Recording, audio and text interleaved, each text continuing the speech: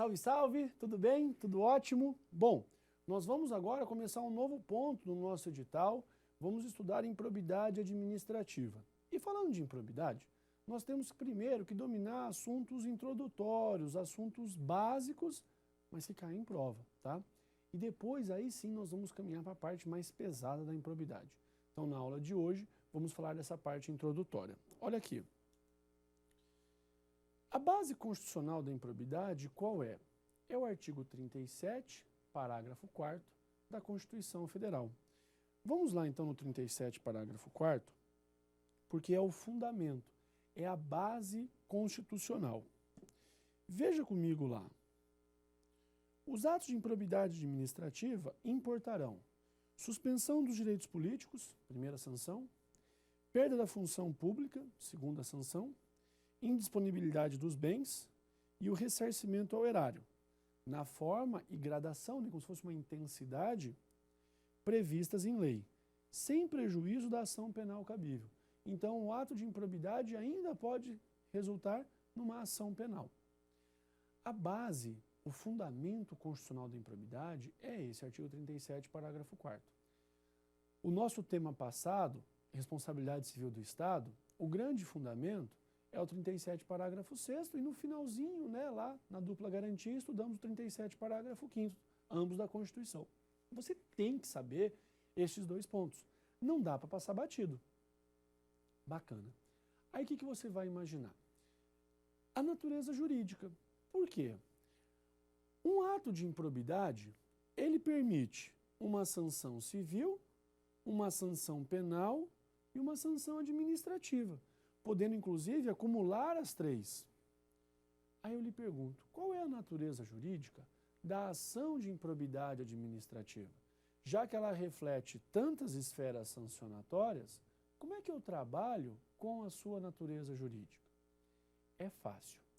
A natureza jurídica da improbidade, e isso está pacificado, ela é uma ação civil. Se é uma ação civil, o que nós imaginamos? Nós imaginamos o seguinte: por se tratar de uma ação civil, eu tenho aqui que tomar cuidado com dois aspectos. Primeiro aspecto, prerrogativa de foro, prerrogativa de função, foro privilegiado. Puxa, cuidado com isso. Sabe por quê? Quando nós trabalhamos com a prerrogativa de foro, de função, com o foro privilegiado, isso não existe na improbidade administrativa. Isso é basicamente fruto, sabe do quê? Das ações penais. E se tivesse natureza penal, aí sim, teríamos a prerrogativa de foro, também chamada de prerrogativa de função, ou foro privilegiado. Algumas autoridades, não pela pessoa, mas pelo cargo em que elas ocupam, vão responder perante alguns tribunais. Mas isso aqui, você tem que entender, é um aspecto que não se trabalha na ação de improbidade administrativa. A ação de improbidade administrativa, conforme eu lhe disse, a natureza dela é uma ação civil. Sendo uma ação civil, você tem que lembrar sempre, por gentileza, e não esquecer que a ação civil eu não tenho e não trabalho com prerrogativa de foro, prerrogativa de função, entre outros. Agora veja, quando eu estou trabalhando com você, mesmo que ela reflita mais de uma sanção e mais de uma esfera, para propor a improbidade, propor a ação. Opa, se é uma ação civil, ela começa na vara civil. A propositura da ação é na vara civil.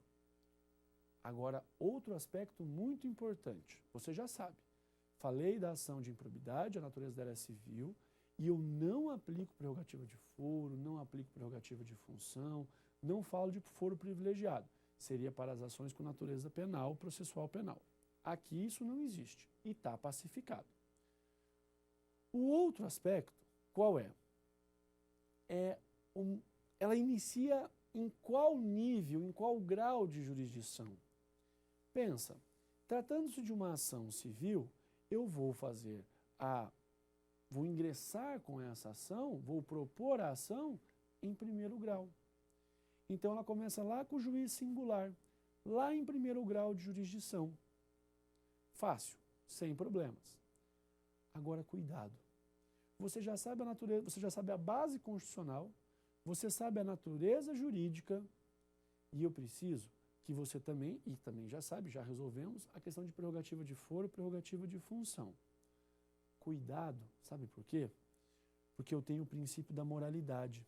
E é muito comum essa perguntinha, já está meio até assim, ela já caiu mais até, mas em todo caso ela pode aparecer.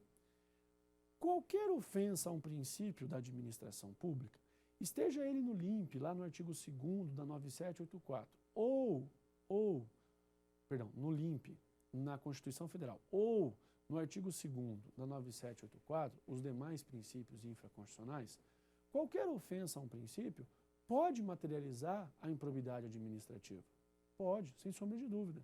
Porque no artigo 11 da LIA, né, que é a Lei de Improbidade Administrativa, carinhosamente conhecida como LIA, nós temos lá um grupo de improbidade que resulta a sanção, ou as sanções resultam, da ofensa aos princípios da administração pública. Então, o que nós já temos até aqui? Sabemos a base constitucional, a natureza jurídica e uma ação civil. Quais são as consequências de tal natureza? Vai começar no juízo singular e não tem prerrogativa de foro, não tem prerrogativa de função nem foro privilegiado. Porque isso são aspectos do quê? Isso são aspectos das ações penais. Não se aplica na LIA. Princípio da moralidade, concretização pela Lei 8429. Verdade. A Lei 8429 de 92, a LIA, a Lei de Improbidade Administrativa, concretizou a moralidade pública. Moralidade pública enquanto sinônimo de honestidade, de probidade, ética, decoro e boa-fé. E o princípio da insignificância, o princípio da bagatela? Bom, eu entendo de direito penal tanto quanto de física quântica, né? Nada.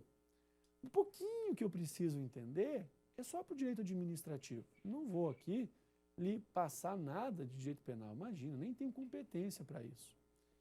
Mas o princípio da insignificância, o princípio da bagatela, em grossas linhas, estava tudo encaixado para ser crime, concorda? Mas aí a insignificância, a bagatela, retira a tipicidade. Se retira a tipicidade, o que nós temos que entender? Que aquele furto famélico, o furto de uma tampa de caneta Bic, tem por que apenar, né? O grau de reprovação é mínimo. Eu não tenho um bem jurídico violado com tamanha intensidade. Dá para aplicar insignificância. É possível aplicar a bagatela. Beleza. Agora vamos melhorar. No furto, eu aplico a insignificância? Aplico. No roubo, eu aplico a insignificância? Não. Sabe por quê? Porque tem a grave ameaça, tem a violência. Aí deixou de ser insignificante. Nos crimes ambientais, eu aplico a insignificância? Aplico. Tem lá, foi apreendido com 4, 5 camarões. Aplica a insignificância, sim. Agora veja, e se eu estou falando para você, da improbidade administrativa? Na improbidade administrativa, no contexto da 8429, eu aplico a insignificância? Não. E por que eu não aplico? Porque não existe uma conduta mais ou menos desonesta. Não existe uma ofensa mais ou menos ao princípio da moralidade, à probidade. E por essa razão, eu não posso permitir que eu tenha um administrador público mais ou menos honesto. Não, impossível. Ou ele é honesto, ou ele é desonesto. Então saiba, não se aplica, não há incidência da insignificância. Na improbidade não aplico. Não aplico o princípio da insignificância, também conhecido como princípio da bagatela. Porque se eu aplicasse, pensa, como é que eu trabalharia com o conceito de honestidade? Tudo bem que o Supremo deu uma esculhambada, né, no crime de formação de quadrilha, né, com os mensaleiros. Mas tomara que eles não cheguem até a insignificância na improbidade, senão salve quem puder, né? O último que sair apaga a luz do país. Fácil, entendeu? Então vem junto aqui, ó. VUNESP, Ministério Público do Estado do Espírito Santo, Promotor de Justiça 2013. A ação de improbidade administrativa tem natureza penal, haja vista que a Lei 8429 de 92 traz condutas típicas em seu artigo. Nossa, viajou, hein? Viajou. A natureza não é penal. Acabei de mostrar para você. A ação de improbidade, a natureza jurídica é civil. Questão mais do que errada. E outra, que história é essa de condutas típicas em seu artigo, então, tem natureza penal? Nada disso. Falso. Falso. Esqueça. Na sequência, eu tenho a relação entre o artigo 37, parágrafo 4º da Constituição Federal, com a Lei de Improbidade Administrativa, mais especificamente com o artigo 12. Vem para mim aqui, ó. Olha lá. 37, parágrafo 4º, eu vou só reler para você bem rapidinho. Os atos de improbidade administrativa importarão a suspensão dos direitos políticos, a perda da função pública, a indisponibilidade dos bens e o ressarcimento ao erário, na forma e gradação previstas em lei, sem prejuízo da ação penal cabível. Fácil, tranquilo. Mas eu preciso que você entenda um pouquinho além. Olha o que diz o artigo 12 da Lei de Improbidade Administrativa.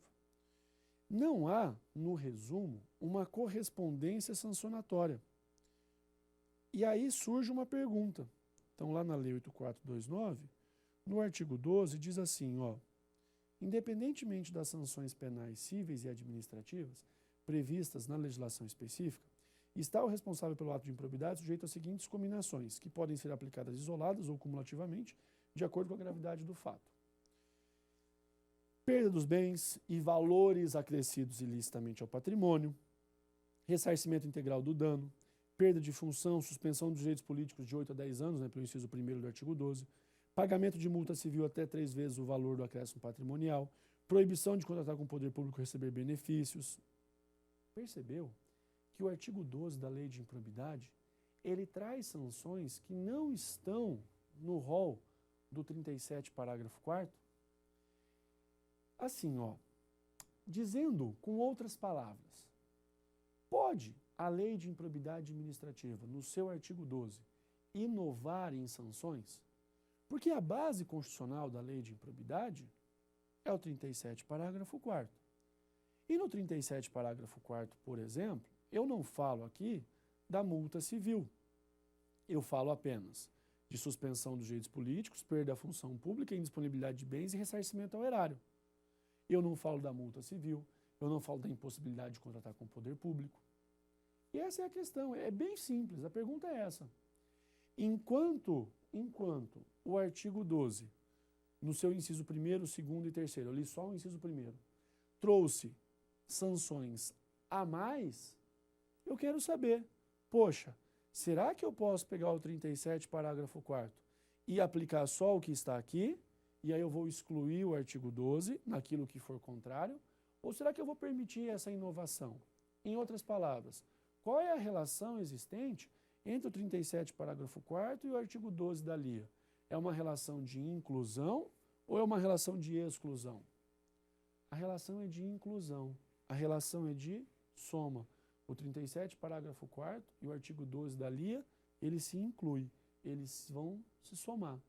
Eu posso aplicar as sanções do artigo 12 da LIA, mesmo que não tenha correspondência no artigo 37, parágrafo 4º da Constituição Federal? Posso sim. Até a nossa próxima aula, um grande abraço e a gente se vê.